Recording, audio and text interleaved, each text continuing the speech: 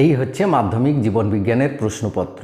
এই প্রশ্নপত্র ধরে কোন কোন টপিকগুলো পড়তে হবে আজকে সেটা নিয়ে জানিয়ে দেবো। কোন কোন টপিকগুলো থেকে বড় প্রশ্ন ছোট প্রশ্ন আসবে এবং পুরো প্রশ্নটা পুরো একদম সমস্ত চ্যাপ্টার ধরে একটা পিডিএফ সাজেশন পিডিএফ দিয়ে দিচ্ছি। সেটা এই ভিডিওর শেষে তোমরা কিন্তু পিডিএফটা ডেসক্রিপশান থেকে ডাউনলোড করে নিতে পারবে। কিন্তু তার থেকে বড় ইম্পর্ট্যান্ট হচ্ছে সবচেয়ে যেটা কালকের যে পরীক্ষা, সেই পরীক্ষায় কিভাবে তোমরা লিখলে, তোমাদের প্রিপারেশন যাই থাকুক না থাকুক, কীভাবে লিখতে হবে। যেমন এমসিকিউ কীভাবে লিখতে হবে, এসএকিউ কীভাবে লিখতে হবে। বিশেষ করে এসএকিউতে মিল করা এত প্রতি বছর ভুলভাল করে, তাতে কিন্তু নাম্বার কমে যায়। এবং 2 মার্কের প্রশ্ন কিভাবে লিখতে হবে, 5 মার্কের প্রশ্ন কিভাবে লিখতে হবে, ছবি কিভাবে আঁকবে, কি কি পেন্সিল ব্যবহার করবে, এবং 5 নম্বরের প্রশ্নের জন্য ইম্পর্ট্যান্ট টপিকগুলো কী কী, যেগুলো একটাও বাদ দেওয়া যাবে না, সেগুলো সমস্ত আলোচনা করব। এবং সবচেয়ে বড় কথা আর একটা, যে একটা সাজেশান করলে সমস্ত কমন পেয়ে যাবে তা কিন্তু নয়। আমি এর আগে চ্যাপ্টার ওয়াইজ একদম 1 মার্ক 2 মার্কস 5 মার্কস সমস্ত প্রশ্ন দিয়েছি। সেই ভিডিওটা অবশ্যই দেখবে। সেই ভিডিওর লিঙ্কটা বা ইমেজটা তোমরা দেখতে পাবে এই ভিডিওর শেষে। সেখানে ক্লিক করে সমস্ত কিছু দেখে নাও এবং একটা প্রশ্ন বাদ যাবে না। আজকের যে প্রশ্নগুলো পিডিএফ আকারে থাকবে সেগুলো প্রতিটা প্রশ্ন কিন্তু ভালো করে করতে হবে। তো প্রথমে আসি এক্সাম ট্রিক নিয়ে, কীভাবে লিখতে হয়। যেমন ধরো তুমি এমসিকিউ লিখছো, এমসিকিউ কিন্তু একদম সিরিয়াল ওয়াইজ লিখবে। এমসিকিউ লেখার সময় প্রশ্ন যেটা থাকে সেটা তুলতে পারো, দিয়ে উত্তরটা একটা শব্দে লিখতে পারো, বা শুধু উত্তরটা শব্দে, যে কোনো দুটোর একটা করলেই হবে। হ্যাঁ, যে পূর্ণ বাক্যে লিখে ফেলতে হবে তা কিন্তু না। পূর্ণ বাক্যে লিখলে খুব ভালো, যদি না লিখতে পারো, সময়ের অভাব থাকে, তাহলে কিন্তু একটা শব্দে উত্তর লিখে আসো, বা প্রশ্নটা তুলে একটা শব্দ লিখে এলেও হবে। এবার যাদের হ্যান্ডরাইটিং খারাপ, তারা কি হ্যান্ডরাইটিংয়ের জন্য নাম্বার কাটা যায়? অনেকের মনে প্রশ্ন থাকে। দেখো, হ্যান্ডরাইটিংয়ের জন্য নাম্বার কাটা যায় না, কিন্তু যদি না পড়া যায় তখন কিন্তু নাম্বার কাটা যাবে। পরীক্ষক পড়তে হবে। তো যাদের হ্যান্ডরাইটিং খারাপ তারা কি করবে? তারা ফাঁকা ফাঁকা লিখবে, একটা লাইন থেকে আরেকটা লাইন ফাঁকা লিখবে, দিলেই হ্যান্ডরাইটিং পড়তে পারবে, সে যত খারাপ হ্যান্ডরাইটিং হোক না কেন। তো হ্যান্ডরাইটিংয়ের জন্য কিন্তু নাম্বার কাটা যায় না। এবার দেখো, যেটা বলছিলাম মিল করা নিয়ে যেটা বলছিলাম, দেখো যে মিল করা যেরকম প্রশ্নটা থাকে, এইরকম একটা মিল করার প্রশ্ন থাকবে, তাই না? তো এইরকম মিল করার প্রশ্নটা থাকলে তোমরা কি, যেমন ধরো মেনিনজেস, তার উত্তরটা হবে উঁয়রটা।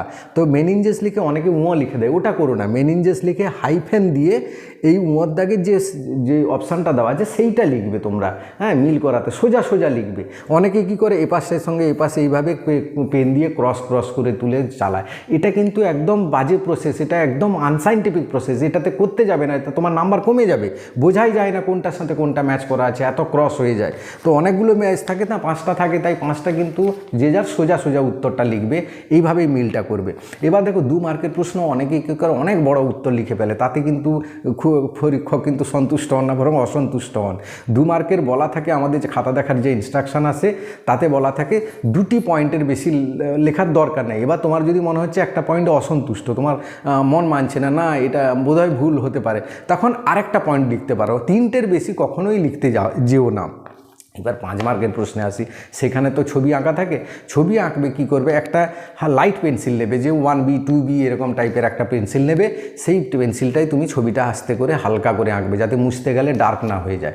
তারপরে যখন ছবিটা আঁকা হয়ে যাবে ভালো করে, তখন তুমি সেটা একটা এক্সট্রা ডার্ক পেন্সিল নেবে। যে কোনো এক্সট্রা ডার্ক পেন্সিল বললেই তোমাকে দিয়ে দেবে দোকান থেকে। সেই এক্সট্রা ডার্ক পেন্সিল নিয়ে আউটলাইন করবে, বা যেখানে যেখানে ডিপ করার দরকার সেখানে ডিপ করবে।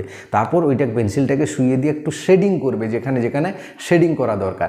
এবার লেবেলিং কটা করবে? লেবেলিং 4টে দেওয়া থাকে, 4টেই করবে, এর বেশি একটাও করার দরকার নেই।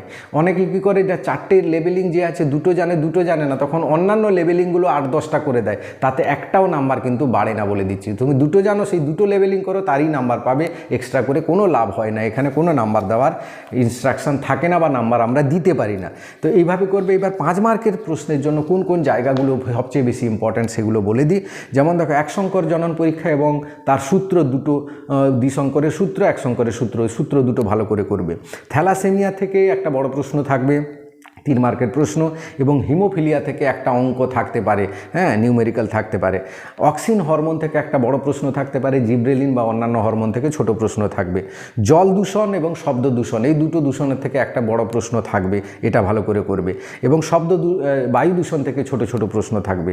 নাইট্রোজেন চক্র থেকে প্রতিবারেই ছোট বড় সমস্ত প্রশ্ন থাকে, নাইট্রোজেন চক্রটা অবশ্যই দেখে যাবে। মাইটোসিস মেটাফেজ দশাটা ছবি সহ করবে, এটা বড় প্রশ্নে থাকবে। হ্যাঁ, মিওসিসের তাৎপর্য, 3 নম্বরে 3-4টে পয়েন্ট ভালো করে করবে। স্বপরাগযোগ, ইতর পরাগযোগের সুবিধা এবং অসুবিধাগুলো বা কৌশলটা ভালো করে করবে এবং তার কিছু উদাহরণ করে রাখবে। উদ্ভিদের দ্বি-নিষেক পদ্ধতি ছবি সহ বড় প্রশ্নের জন্য করবে। আর ডারউইন এবং ল্যামার্ক বড় প্রশ্নের জন্য করবে। ডারউইন ল্যামার্ক থেকে একটা প্রশ্ন 100% পাবে। তো এই ছিল আজকের এই যে এগুলো তোমাকে ভালো করে যেতে হবে, এগুলো করবে এবং তোমরা পিডিএফটা ডাউনলোড করে সমস্ত প্রশ্ন করে নাও এবং এখন যে ইমেজটা দেখতে পাচ্ছ সেটাকে অবশ্যই দেখে নাও কী কী প্রশ্ন দেওয়া আছে। তো ভিডিওটা সবাইকে শেয়ার করে দাও। সবার ভালো পরীক্ষা হোক এই আশা রাখি, সবাইকে শুভকামনা জানাই। জীবন বিজ্ঞানের সবাই যেন একটা ভালো স্কোর করতে পারে, ভালো লেটার মার্কস পেতে পারে সেই আশা করব। Thank you for watching.